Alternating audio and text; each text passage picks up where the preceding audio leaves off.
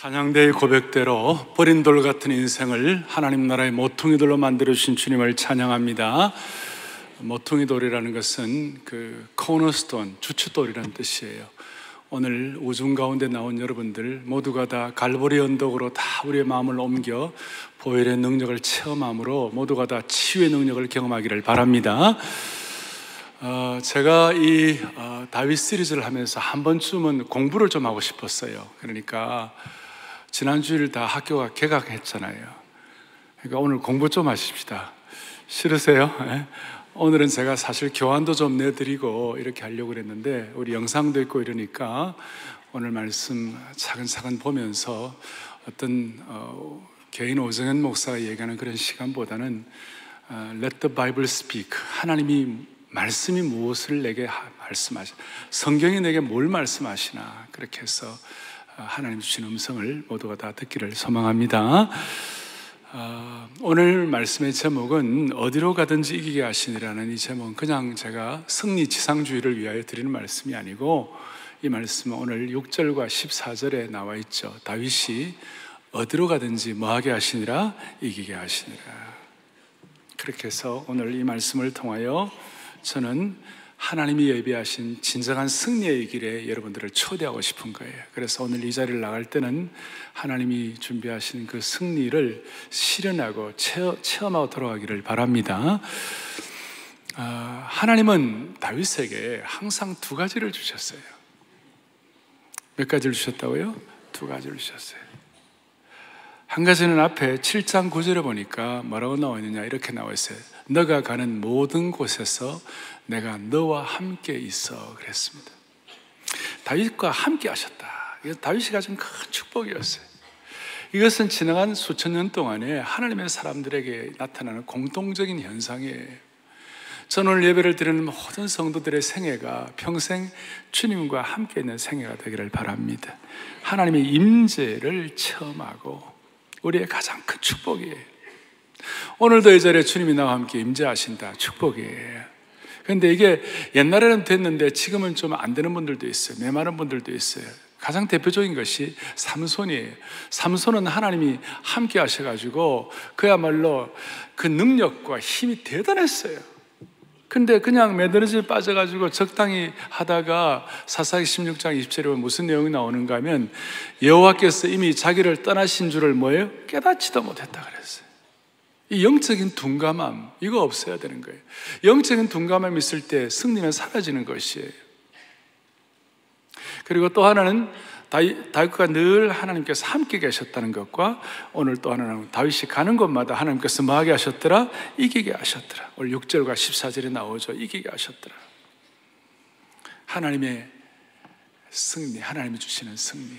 그런데 이 승리는 함께 하시니까 이기게 되신 것이에요. 그리고 이 승리는 주어가 내가 승리하는 것이 아니에요. 여러분, 지금 내가 승리해야 되고 내가 모든 걸 다 이겨내야 되고 내가 가정을 다 잘해야 되고 내가 모든 공동체에서 정말 잘해야 되고 다 그렇다면 우리 감당 못할 거예요. 주어가 주님이신 것이에요. 주님이 승리하게 하셨더라. 그러니까 이 두 가지는 필연관계예요. 함께 하시는 것과 승리하게 하시는 것은. 그래서 함께 하시는 것이 원인이라면 승리가 결과가 되는 것이에요. 우리 전생애 동안 같이 이렇게 쫙 펼쳐지기를 바라는 것입니다. 상처 많은, 지난주에 말씀한 대로 상처와 곡절과 수많은 좌절 가운데 우리의 남은 인생 어떻게 계속 승리할 수 있을 것인가. 그래서 첫 번째는 1번은 뭐냐면 다윗의 승리가 우리의 승리가 되게 하여 주십시오. 그러려면 다윗이 승리한 토대가 있는 것이에요. 그냥 다윗이 그냥 내가 승리하고 싶어 승리하고 다윗이 힘이 좋아서 승리하고 그런 것은 아니고, 사무엘하 7장 16절을 다 같이 보겠습니다. 너의 집과 너의 나라가 내 앞에서 영원히 보존되고 내 왕위가 영원히 견고하리라. 어떻게 보면 이 말씀은 다윗 생애, 다윗 시리즈 전체의 요절이라고 말할 수 있는 구절 중에 하나예요. 너의 나라가 영원히 보존되고 너의 왕위가 영원히 견고하리라. 자, 이 말씀을 하나님께서 다윗에게 주시고 이것이 다윗의 승리의 원천 중에 하나인데, 여러분 이 말씀을 볼 때에 어떤 생각이 드세요? 저 말씀은 다윗이나 하는 거지. 나는 뭐 다윗하고 뭐 닮지도 않고 또 나는 여자고 말이지. 그런데 나하고 무슨 상관이 있나 이렇게 생각할지 모르는데 그건 아니라는 것이에요. 다윗의 승리는 다윗에게만 국한된 것이 아니라 이 승리는 오늘 다윗의 자손 예수 그리스도가 내 생애의 구세주인 걸 믿고 그리스도의 보혈의 능력과 갈보리 언덕의 은혜를 우리가 깨닫고 예수 그리스도를 구세주와 주님으로 고백하는 모든 주의 백성들에게 동일하게 부어주시는 축복이다, 이것이. 그러니까 이 사무엘하 7장 16절의 영광스러운 고백은 다윗 한 사람으로 끝나는 것이 아니라 시대적으로 또 장소적으로 그것으로 국한되는 것이 아니고 이것은 우주적인 것이요 세대와 세대를 계승하는 것이다.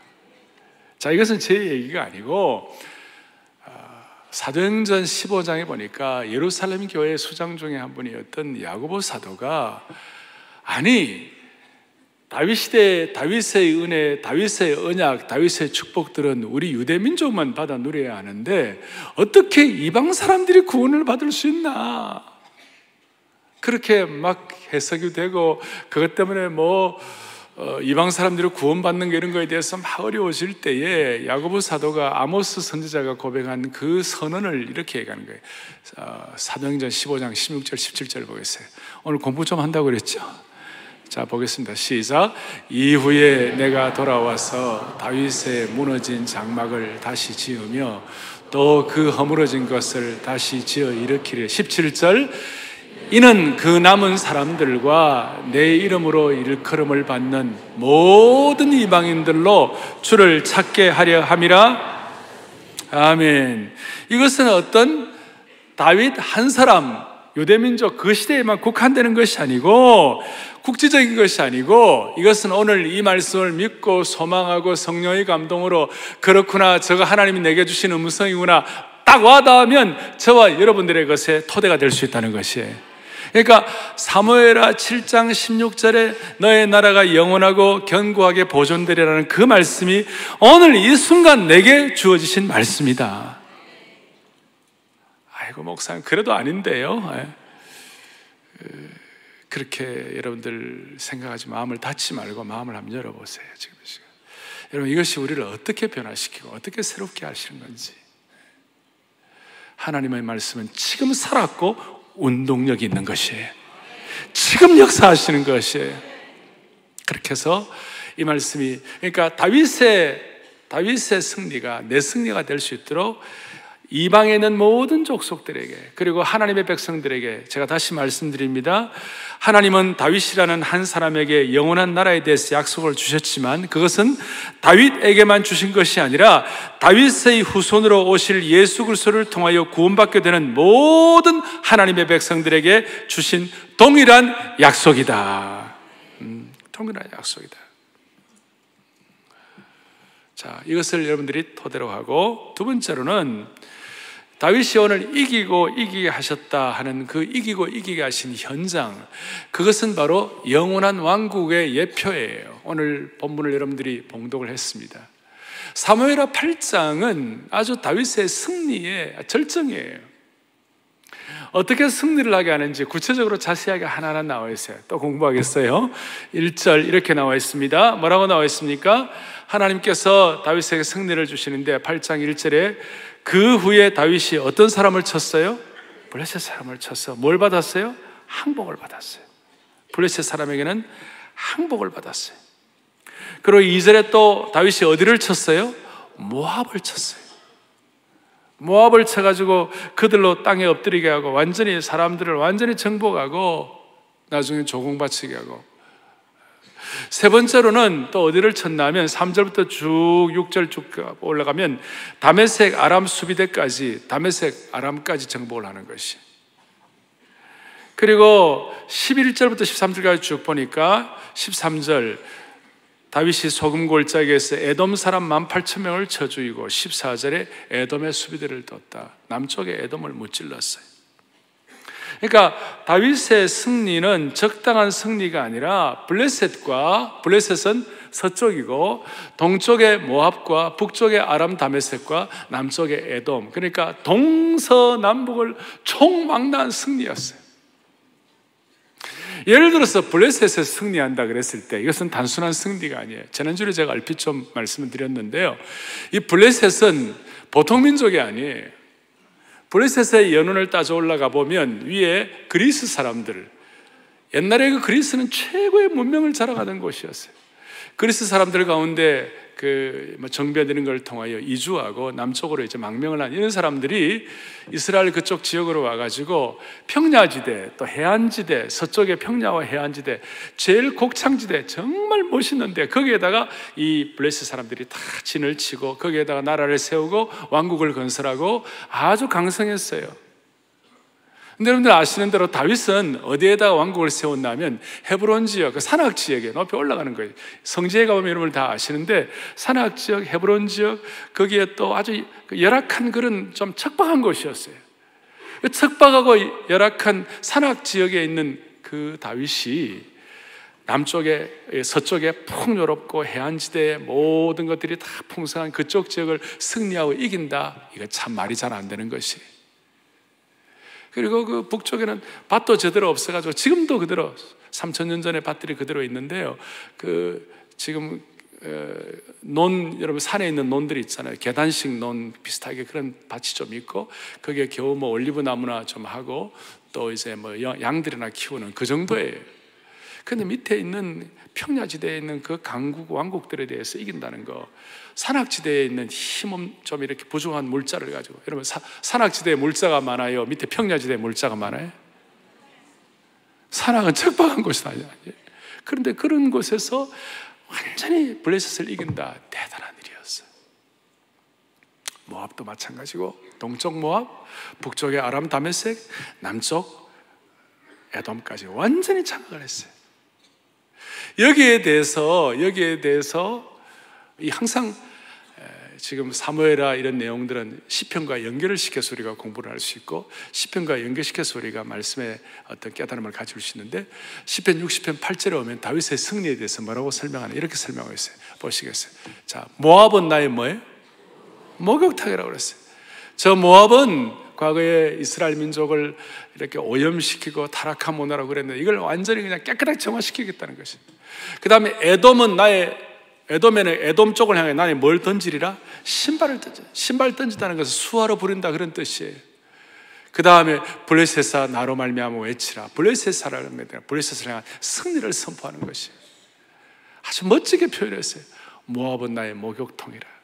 에돔에게는 나의 신발을 던져 수하로 부린다. 블레셋을 향한 승리를 선포하는 것이 대단한 승리예요. 여러분, 이 승리는 그냥 있어진 승리가 아니에요. 하루아침에 된 승리가 아니에요. 이 승리에 관해서는 창세기 13장에 오면 하나님께서 어느 날 믿음의 조상 아브라함을 부르시고 아브라함을 향하여 동서남북을 바라보게 하셨어요.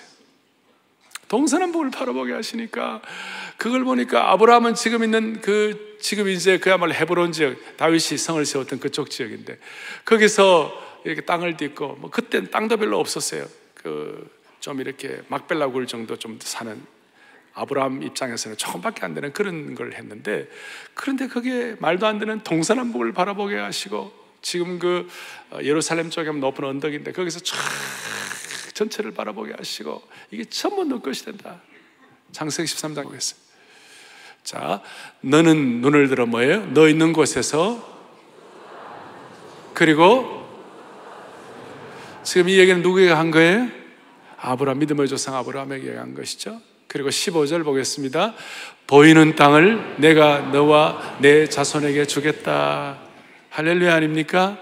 이 말씀이 지금 그대로 천여 년 만에 다윗의 이 이기고 이기는 현장 실체를 통하여 완전히 이루어진 것이에요. 이것이 이루어질 때 다윗의 마음속에 아마 감동이 있었을 것이에요. 하나님 약속을 지키신 하나님, 다윗과 함께 동력을 하면서 그야말로 다윗과 함께 같이 가슴 아파하고 같이 힘들어했고, 그러나 같이 동력을 했던 나단 선지자 같은 사람들, 또 대제사장 아비아달 같은 사람들이 이 현실을 블레셋과 에돔과 다메섹과 모압의 승리를 경험하면서 마음속에 눈물이 났을 거예요. 그렇구나.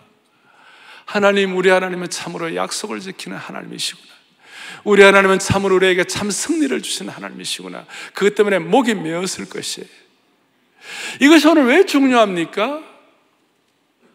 오늘 이 시간 여러분들의 마음속에 내 인생에 그야말로 나를 공격하는 모압은 어딘가, 저 풍요롭게 내 앞에서 떵떵거리는 블레셋은 무엇인가, 내 인생의 동서남북은 어디인가, 나는 본래 아무것도 없었지만 동서남북을 향하여 하나님께서 말씀하시면서 이것이 너 것이 될 것이다.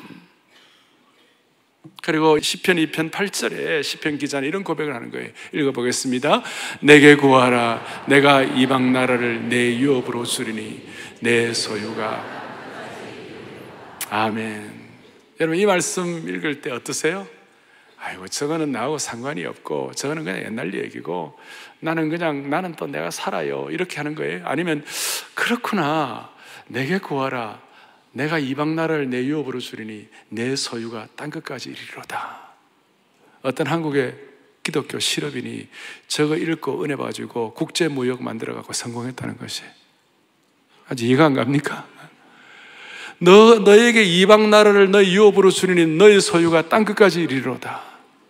어떤 사람은 저 말씀을 그냥 지나가 버리고, 어떤 사람은 저것이 레마의 말씀으로 탁 쳐가지고 와가지고 내 소유가 땅끝까지 이르리로다. 그럴 때 어떤 사람들은 말도 안 되는 소리 하지 마세요, 뭐 이런 말도 할 수 있어요. 그런데 시편 2편 1절에 앞에 이런 내용이 나와요. 어찌하여 이방 나라들이 분노하여 민족이 헛된 일을 꾸미는가. 그랬을 때 4절 하나님께서 하늘에 계신 이가 웃으시며 주께서 그들을 비웃으시리로다. 여러분, 이런 모든 내용들은 진정한 영적 승리의 현장에서 하나님이 주시는 음성인 줄 믿으셔야 되시는 것이.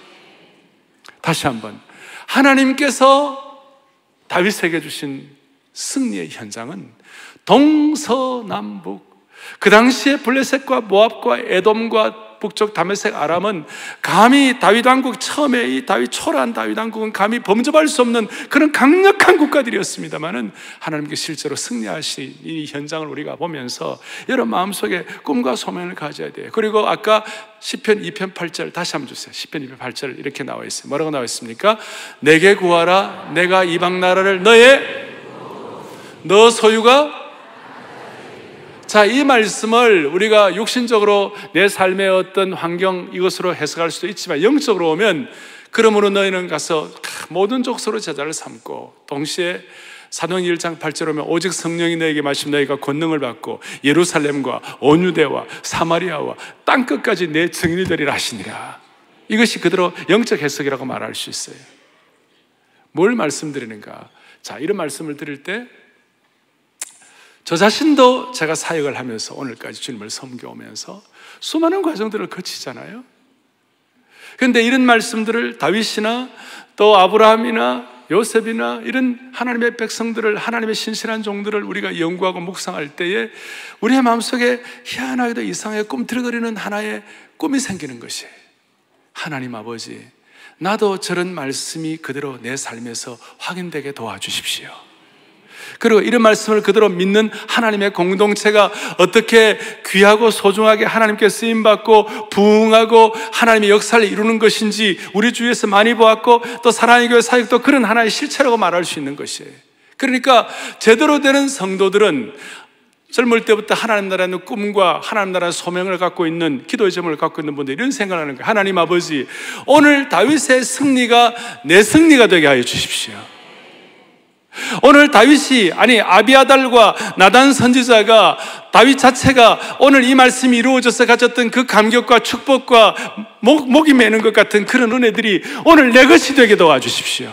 좀 더 나가면 하나님 나라가 확장되는 것처럼 내 가정이 확장되게 도와주시옵시고, 하나님 나라가 부흥하는 것처럼 내 사업이 부흥하게 하여 주시옵소서. 그런 마음으로 신실하고 기적 같은 삶을 살아간 분들이 이 가운데 많이 있는 것이에요. 그런 꿈을 가지고 한결같이 마음을 모아서 목사님이 말씀하신 그런 꿈과 비전을 나도 같이 안고 교회가 발전하고 부흥하는 것처럼 나도 그렇게 살기를 원합니다. 그런 소원을 그대로 갖고 집중할 때 하나님께서 그 겸손함과 그 열망과 그 집중력을 주님께서 붙잡아 주시는 것이에요. 과거에 그랬는데 지금은 안 그런 분이 있다면 지금 회복하기를 바라는 것이에요. 그것이 우리에게 주시는 주님의 음성인 것이에요. 주께서 이 시간 그것을 요구하시는 것이에요. 민족적으로도 다 마찬가지입니다. 세 번째로는 지금 오늘 다윗의 이기고 이긴 삶의 현장을 통하여 우리가 깨닫는 것이 있고요. 세 번째로는 그렇다면 내 삶의 현실에서 이기고 이긴다는 것의 개인적인 의미가 무엇일까? 이기고 이긴다는 걸 제가 처음 말씀한 대로 승리주의로 오해하면 안 되는 거예요. 무슨 이걸 만사형통이다 그렇게 오해하면 안 되는 거예요. 우리 주변을 둘러보면 예수님 잘 믿어도 병 때문에 고통한 분이 있고, 예수님 잘 믿어도 경제적으로 고통하는 분이 있고, 예수님 잘 믿어도 자녀들 때문에 힘들어하는 분들이 있고, 사업이 어렵고 고통스러워하는 분들이 있어요. 일이 예수 잘 믿어도 세상 사람들이 보기에는 일이 풀리지 않는 것처럼 보일 수가 있어요. 그런데 오늘 다윗이 이기고 이긴다는, 다윗의 이기고 이긴다는 것이 잘 힘든 상황 가운데 있으니 이것이 어떻게 해석되어야 되는 것이에요? 개인적인 의미는 이것이에요. 내 삶이 아무리 어렵더라도, 내 환경이 아무리 고통스럽더라도, 그 어려움과 고통의 현장이 있다 하더라도 오늘 다윗에게 주신 이 말씀을 통하여 내가 하나님의 심정을 깨닫고 앉아 있으면, 하나님의 심정을 갖고 있으면 하나님은 반드시 그 상황과 환경에도 불구하고 하나님은 반드시 승리를 주실 것이다. 그걸 믿는 것이에요. 중요한 것은 이거예요. 다윗처럼 하나님의 마음에 합한 자는 3000년 전이나 지금이나 시공을 뛰어넘어가지고 그곳이 어떤 상황이든지 어떤 환경이든지 그곳에서 하나님의 나라가 세워지고 하나님의 통치가 시작되기를 소원하는 마음을 갖고 있을 때 하나님이 승리를 주시는 것이에요. 그러므로 내가 병으로 고통할 때도, 사업이 어려울 때도, 자녀들과의 관계가 힘들 때에도, 부부관계가 힘들 때에도 내가 다윗처럼 하나님의 마음에 합한 자가 되기만 하면, 하나님의 심정을 깨닫기만 하면, 하나님의 통치가 이루어지기만 하면 어떤 상황에서도 하나님이 승리하게 하실 것이다.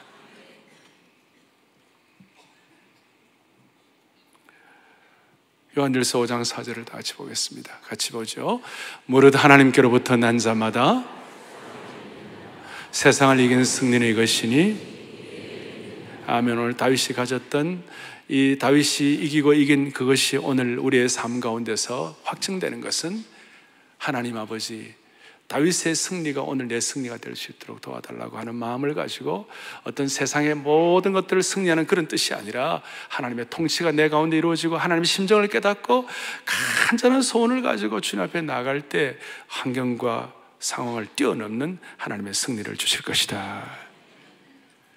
그리고 네 번째로 그러면 개인적인 뿐만 아니라 공동체적으로 진정한 승리가 무엇일까? 이기고 이기는 것에 대한 공동체적인 전략이 무엇일까? 이것은 21세기의 다윗을 키워야만 한다는 것입니다. 21세기의 다윗을 키우는 것이,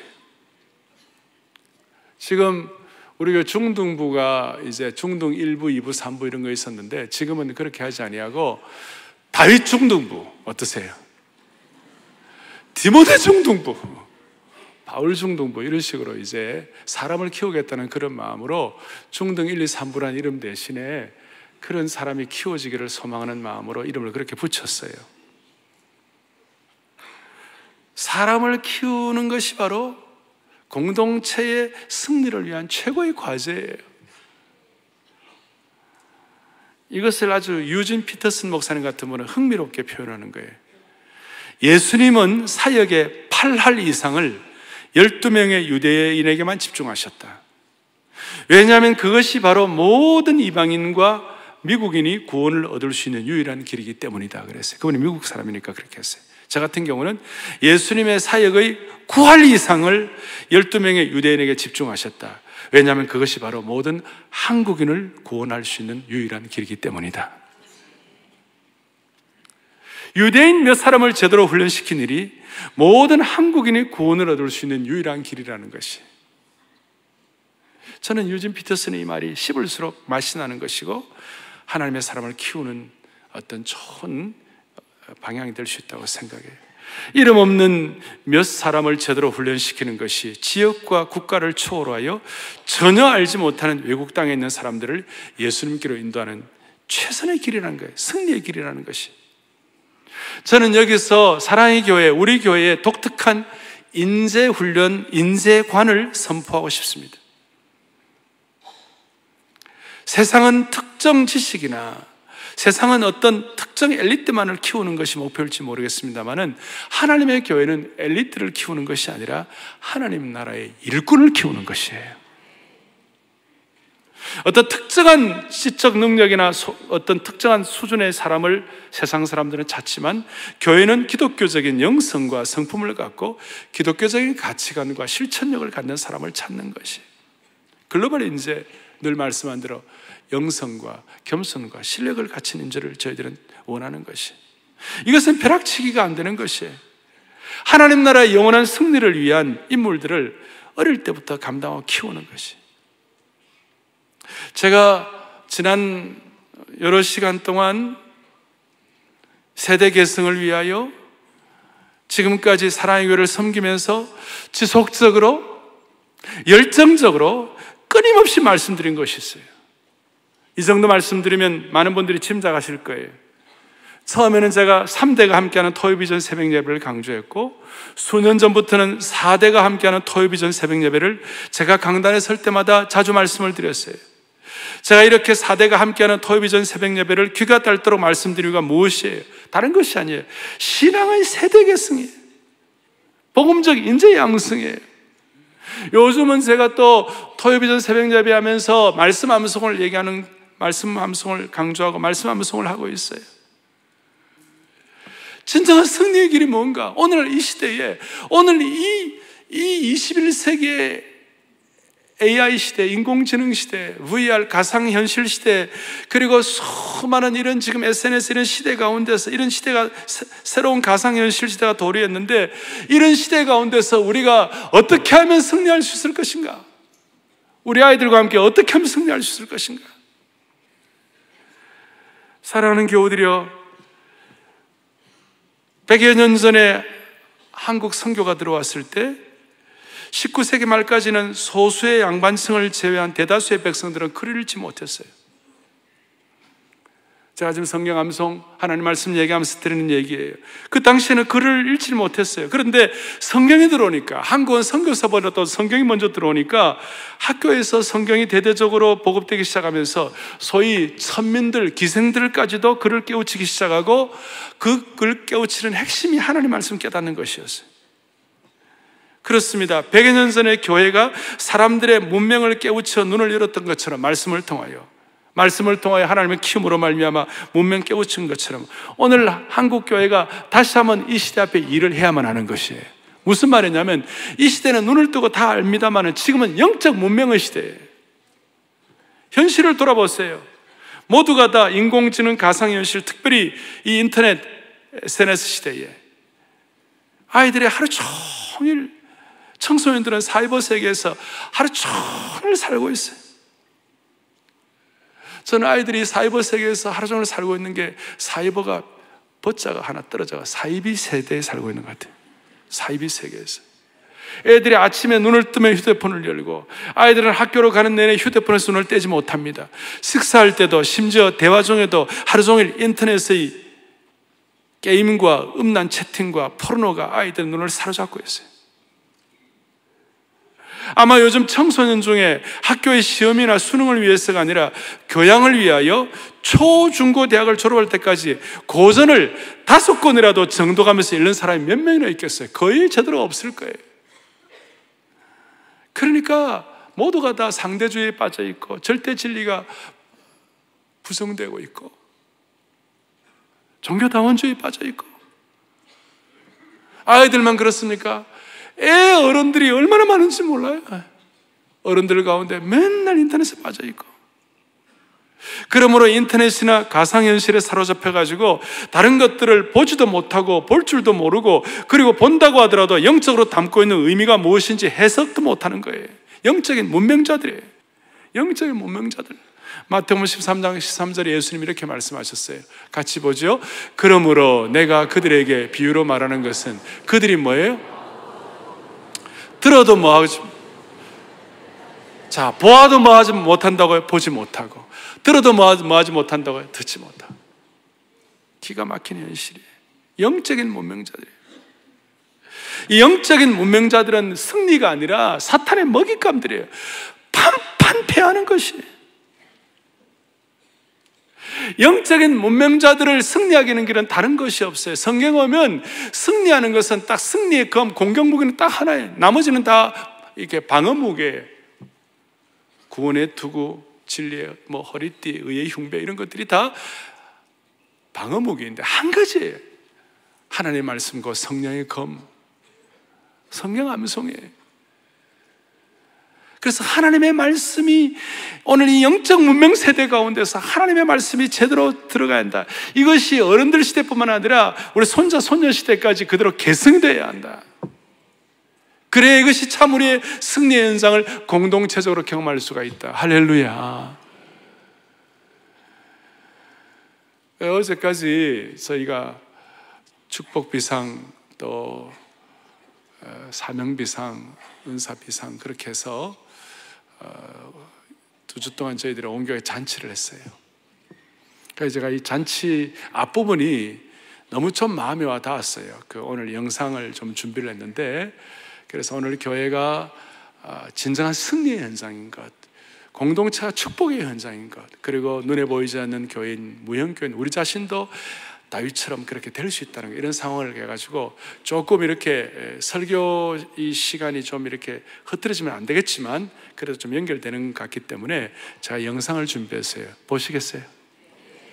자, 영상 보시겠어요?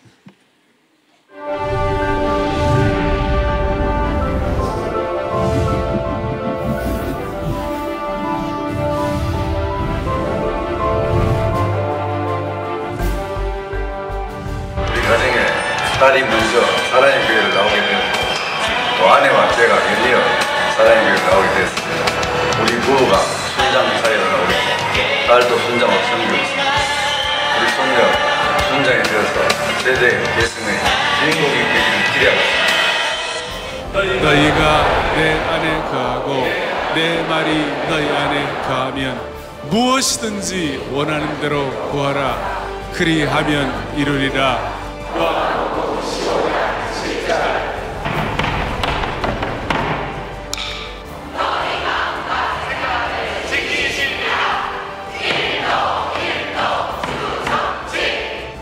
만군의 여호와의 이름으로. 믿음의 사대가 함께하는 사랑의 교회는 하나님의 생명샘 같은 말씀 암송을 통해 새로운 삶의 중심이 되신 그리스도가 가득하게 자리하기 시작했습니다. 말씀의 언약궤를 가까이 하는 영가족 모두에게 오베데돔의 축복과 은혜가 가득합니다. 잔치집 같은 복음의 기쁨을 가진 사랑의 교회는 생명과 은사와 사명으로 비상할 것입니다. 생명 비상은 그리스도의 피로 물든 복음의 능력이 비상하는 것입니다. 창립 40주년을 맞은 사랑의 교회는 30대의 영적 기백과 10대의 열정을 가진 생명 공동체로 비상하는 영혼의 고향입니다. 그렇게 우리 영가족은 오직 하나님 한 분만을 기뻐하며 하나님께만 영광 돌리는 삶을 실천하고 있습니다. 아니, 사람이 떡으로만 살 것이 아니요 하나님의 입으로부터 나온 모든 말씀으로 살 것을 하였느니라. 마태복음 4장 4절 말씀. 아멘. 어린아이에서 포에버에 이르는 모든 영가족의 은사가 총동원되고 다음 세대에게 고귀한 신앙 유산을 계승하는 거룩한 비전 공동체로서의 영적 기쁨을 이어갈 것입니다. 하나님께서 각 성도에게 부어주신 은사를 통해 마른 뼈가 살아나고 기쁨의 춤을 추는 거대한 복음의 물결이 일어나고 있습니다. 단 한 사람도 예외 없이 비상하는 모든 성도들의 은사를 통해 우리는 기쁨의 파도를 함께 맞게 될 것입니다.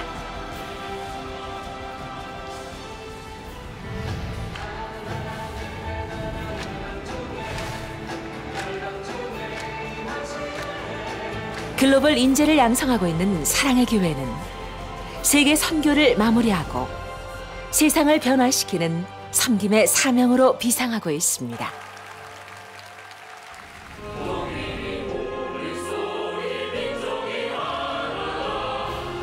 우리는 복음적 평화 통일을 소망하며 부름받은 소명자로 새로운 시대를 향해 달려가고 있습니다. 사랑의 교회는 새로운 40년의 사역을 시작하며 기쁨의 잔치를 열어가고 있습니다. 모든 영적인 힘을 하나로 모아 생명 비상, 사명 비상, 은사 비상을 향해 더욱 힘차게 나아갈 것입니다.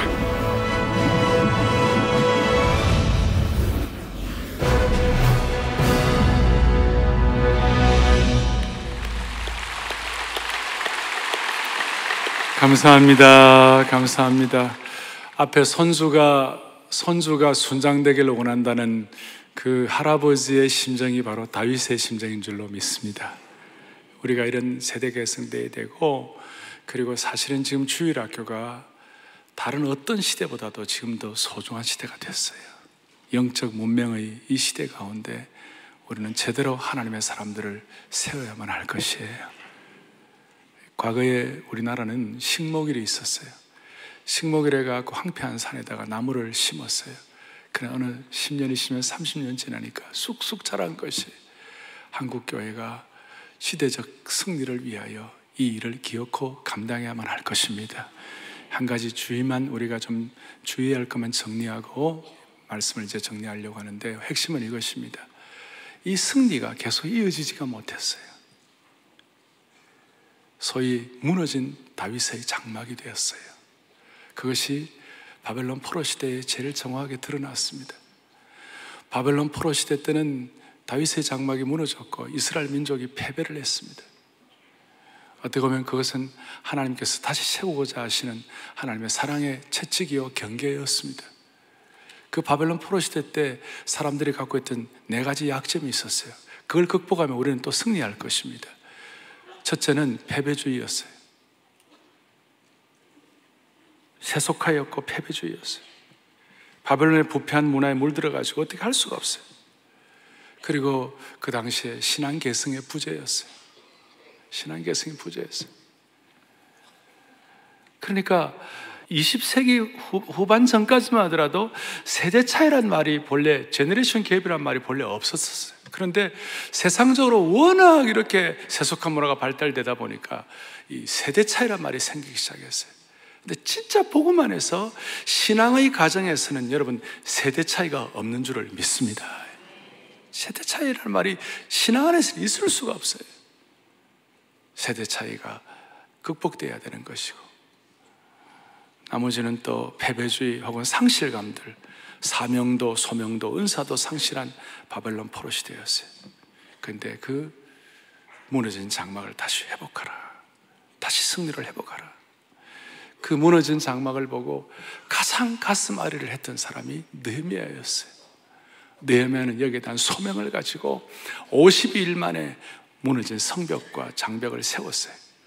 그걸 세우는데 느헤미야가 가졌던 6대 원칙이 있었어요.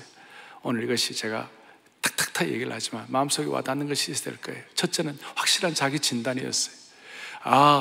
내 현실을 정확히 진단했어요. 뭐가 문제인지. 그리고 둘째는 그 진단을 하고 자기들의 잘못을 깨닫고 회개했어요. 그리고 세 번째는 회개뿐만 아니라 철저한 전략을 세웠어요. 네 번째로는 함께 일할 사람들을 찾고 세웠어요. 동력자를 찾았어요. 다섯 번째는 영적인 견고함과 뚝심으로 어떤 방해에도 이겨나갔어요. 영적인 견고함은 뭐로요? 뚝심으로. 그래서 저 뚝심이 들불처럼 일어난 거예요. 그리고 여섯 번째는 하나님의 승리를 감사하고 잔치했어요. 모든 승리의 패턴은 동일할 것입니다. 현실 진단부터 마지막 하나님께 대한 감사 잔치까지 동일할 것입니다. 오늘 제가 사무엘하 8장과 시편 2편과 시편 60편의 말씀을 여러분들에게 드렸고, 우리 교회 여러 가지 사역들을 같이 나누었습니다. 오늘 여러분들을 초대합니다. 이 초대에 같이 응답하는 축복이 있기를 바랍니다. 누구만 하는 것이 아니에요. 제가 이사야 55장 말씀드렸죠. 너희는 나오라. 55장 1절, 너희는 나오라. 목마른 자도 오라. 물로 돈 없는 자도 오라. 너희는 와서 사 먹되 돈 없이 값없이 포도주와 젖을 사라. 이거 누구든지 다 알아요. 복음에 대한 초대요, 생명에 대한 초대요, 하나님의 은혜에 대한 초대요. 그런데 사실은 3절이에요. 3절 시작. 너희는 귀를 기울이고 내게 나와 들으라. 그리하면 내가 너희를 위하여 영원한 언약을 맺으리니 곧 다윗에게 허락한 확실한 은혜니라. 다시 한번, 우리가 영원히 살아야 되는데 이것이 곧 다윗에게 허락한 확실한 뭐예요? 은혜니라. 다윗에게 허락한 확실한 은혜가 뭡니까? 오늘 사무엘하 8장에서 동서남북을 승리한 아브라함에게 그때는 뭐 이런 조그만한 구름 조각 같은 것이 다윗에게 확보된 거예요. 이 확실한 은혜의 주인공이 되시기를 주님의 이름으로 축원합니다. 가슴에 손을 얹겠습니다. 가슴에 손을 얹겠습니다. 하나님 아버지, 감사합니다.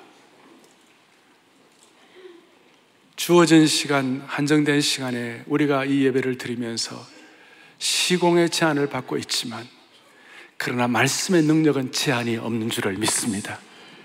어린아이처럼 순수한 마음으로 이 말씀을 그대로 받아들여 어떤 상황, 어떤 환경에서도 다윗의 심정으로 하나님의 통치를 믿으며 승리하는 온 교회 성도들로 삼아 주시옵소서. 우리의 삶의 동서남북이 다윗의 승리의 재현과 새로운 실현의 현장이 될 수 있도록 은혜 위에 은혜를 덧입혀 주옵소서. 우리 주 예수 그리스도를 받들어 간절히 기도 올리옵나이다. 아멘.